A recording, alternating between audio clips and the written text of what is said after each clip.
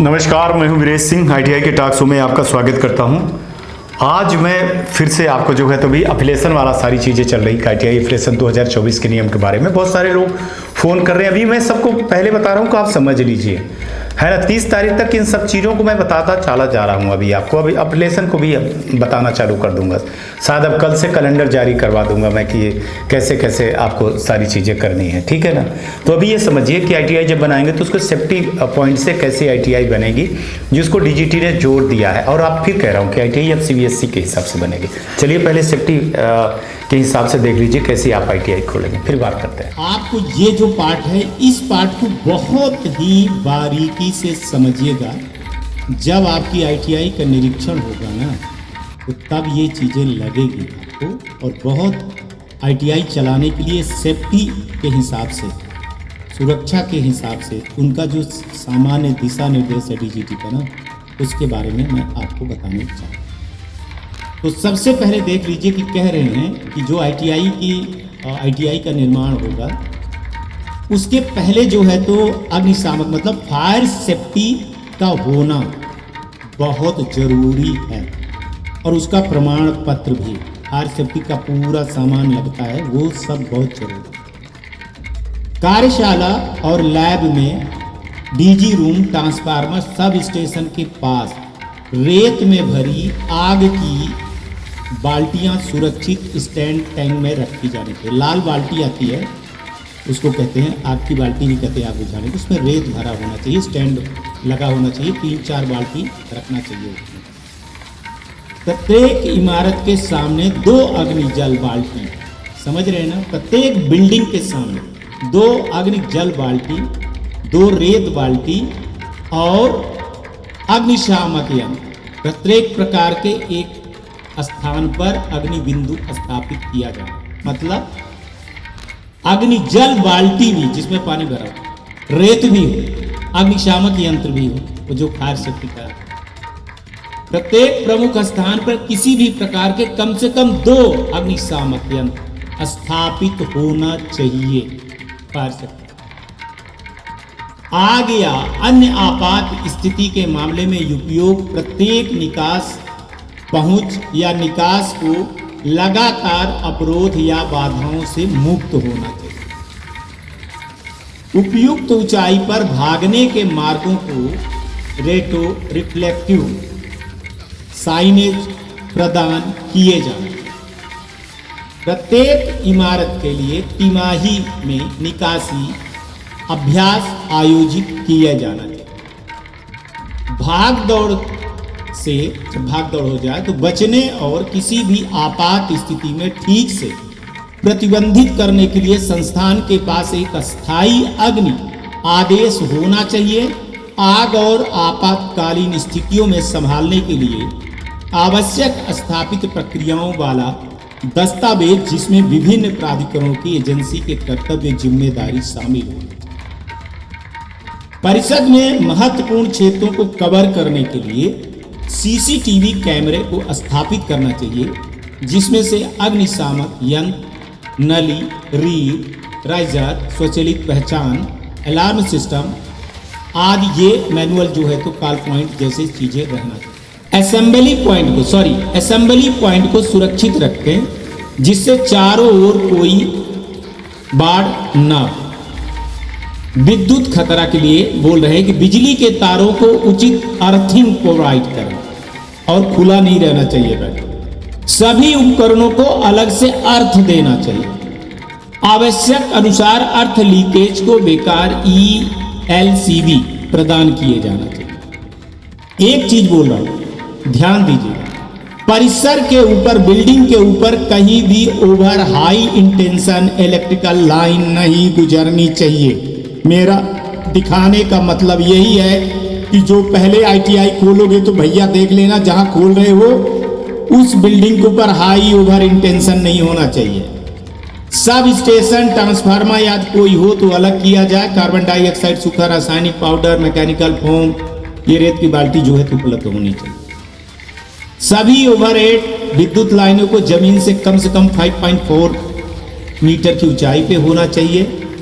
प्रत्येक विद्युत पैनल के सामने उनका प्रतिरोधी मैट रखनी चाहिए। जहां आपका पैनल होगा ना तो नीचे एक मैट आती है काली कलर की, वो होना बहुत जरूरी है। तो यही दिखाना, केवल प्रशिक्षित और लाइसेंस प्राप्त इलेक्ट्रीशियन ही विद्युत आपूर्ति और संबंध गतिविधियों को करने की अनुमति दी जाना चाहिए। किसी भवन से गुजरने वाली किसी भी नंगी माने खुली विद्युत लाइन नहीं होना चाहिए, ये आप समझ लीजिए। न्यूनतम 2.43 मीटर और निकटतम जो है तो उसकी 1.2 मीटर होनी चाहिए। स्विच बोर्ड के सामने कम से कम 1 मीटर खाली जगह उपलब्ध कराना चाहिए। यदि स्विच बोर्ड के पीछे कोई अटैचमेंट है तो उसको खुला कनेक्शन नहीं होना। स्विच बोर्ड के पीछे यदि कोई हो तो किसी भी प्रकार का उसको ढका हुआ होना चाहिए। ये भारतीय विद्युत अधिनियम 1956 के धारा 51 के अनुसार भी बताया।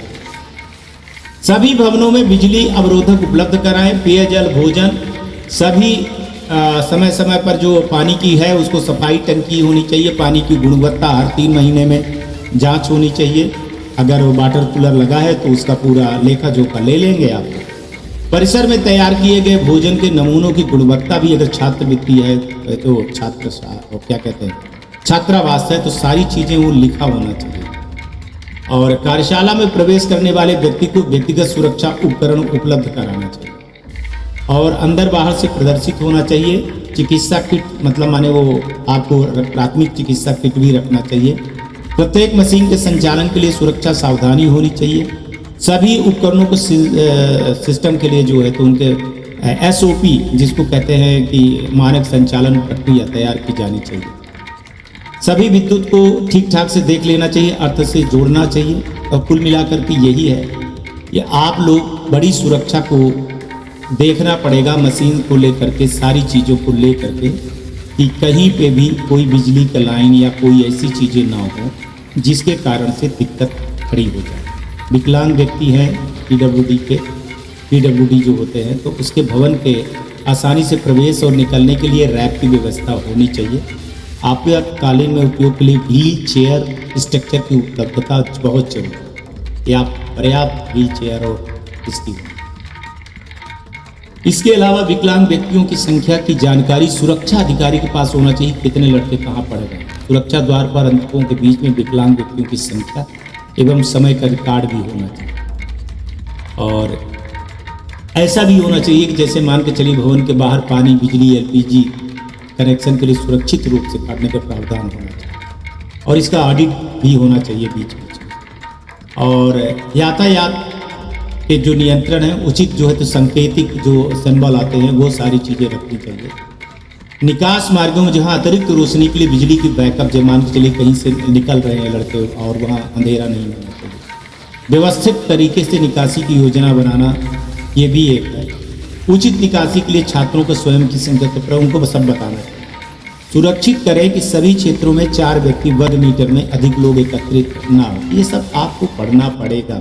भूकंप में जैसे भूकंप के लिए है उसके अनुसार से बना चाहिए, मानक बिल्डिंग बननी चाहिए। जैसे है भूकंप आ जाए तो क्या क्या चीज़ें करना है, निकासी करके पूरा सारी चीज़ें है ना। तो बड़ी वस्तुएं जो है तो उसे ज़मीन के करीब रखा जाना चाहिए। कोई अगर बड़ी वस्तुएं है तो है ना। और फ्रेम हो, तस्वीर ऊपरी दर्पण ऊपर के कह रहे हैं कैसे ना हो कि भैया भूकंप आए तो नीचे गिर जाए किसी के ऊपर, है ना। ओवर लाइट फिटिंग को जो है तो ठीक से बांध दे। मालिक और ऑपरेटरों के संपर्क का जो नंबर उम्बर है वो सब बिल्कुल और सूची तैयार किया जाना चाहिए। अगर चक्रवात भी आता है तो मौसम के पहले चेतावनी होती है तो उपाय के लिए संबंधित अधिकारियों से संपर्क के लिए फ़ोन नंबर बाकायदे होना चाहिए कि कहाँ किससे, एम्बुलेंस से या सरकार से जो भी होती है। इसके लिए जो है तो बोल रहे हैं portable battery, radio, torch light, अतिरिक्त पानी की बैटरी, पानी के कनेक्टर, सूखे मेवे, माचिस, ईंधन, लैब, पोर्टेबल। अब ये सब सुन रहे होंगे तो बोल रहे हो भाई साहब क्या बना रहा हूँ, ITI बना रहा हूँ तो क्या बना, लेकिन मैं भविष्य की बात कर रहा हूँ। ऐसे बाढ़ आ जाए तो क्या क्या चीज़ें चाहिए, वो सारी चीज़ें यहाँ रेड क्रॉस का स्टोर होना चाहिए और बहुत सारी चीज़ें हैं बढ़ाव के बचाने के लिए, लाइफ बोट, जैकेट वैकेट सारी चीज़ें होनी चाहिए। ये पैरामेडिकल की टीम को प्रशिक्षित होनी चाहिए। ये सारी चीज़ें लिखी है, आपको सब ये एक वो बना करके रखना पड़ेगा और तभी जा कर के काम होगा। क्योंकि ये भविष्य की बात कर रहा हूँ मैं, कि अब ITI नहीं रहेगी, अब वो CBSE मॉडल रहेगी, तो आपको CBSE मॉडल के हिसाब से ही काम करना पड़ेगा, है ना। तो वो प्रशिक्षित लोगों को रह गए सारी चीज़ें, है ना। तो ये आपको बता दिया जा रहा है। और यह देखेंगे किसी भी आपातकालीन स्थिति में विशिष्ट ड्यूटी के लिए नियुक्त व्यक्तियों को परेशान न किया जाए या उनके काम में बाधा न डाली जाए, ये आप समझ लीजिए। Back to Steve. चलिए, लगता है कि बेहतर मैंने आपको समझा दिया हूँ। ये सारी चीज़ें ITI एफिलिएशन 2024 के बाद अब माने जो अब एप्लीकेशन जो मिलेगा, अब आपको जो आप दायर करोगे वो 25-26 के लिए है, जो ITI जब खुलेगी। तो 25-26 में जो ITI खुलेगी तो उसके लिए ये सारी चीज़ें हो रही हैं, उसको आपको देखना पड़ेगा, ठीक है ना। तो अभी ये 24 के नियम 24 के हैं, लेकिन अब 25-26 में जो खुलेंगे वो उसके लिए जो नियम कानून बने हैं वो नियम कानून है ना।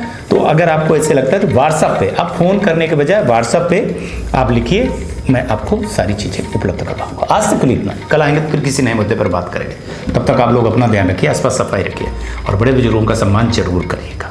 नमस्कार, जय हिंद, जय भारत।